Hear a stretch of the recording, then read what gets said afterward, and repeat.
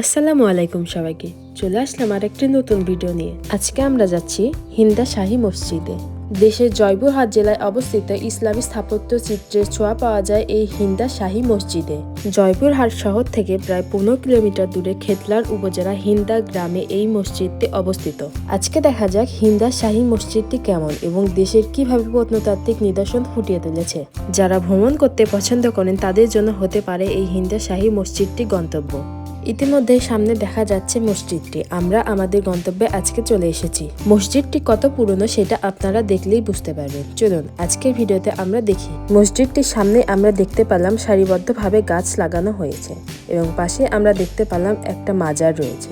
মাজারটি বেশ পুরনো সেটা দেখেই বোঝা যাচ্ছে। এই মাজারটিতে বিভিন্ন সময়ে বিভিন্ন রকমের অনুষ্ঠান হয়ে থাকে এবং মাজারের ওপরে দেখলাম কতগুলো নাম লেখা। হিন্দা শাহী মসজিদটি নির্মিত হয়েছে 1365 সালে এবং এই নির্মাণ সালটি আমরা জানতে পেরেছি মসজিদের দেওয়াল থেকে।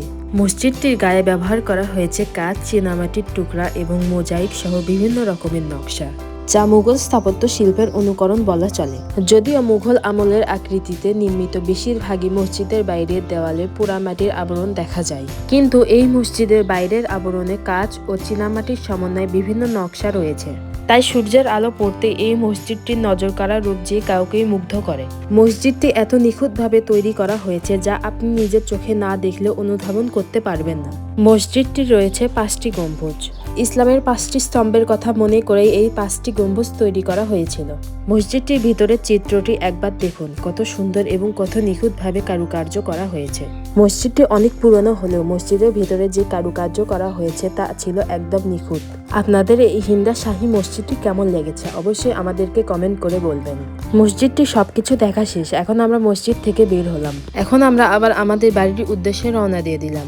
আপনারা সবাই লাইক, কমেন্ট, শেয়ার করতে ভুলবেন না এবং আমাদের সাপোর্ট করতে ভুলবেন না।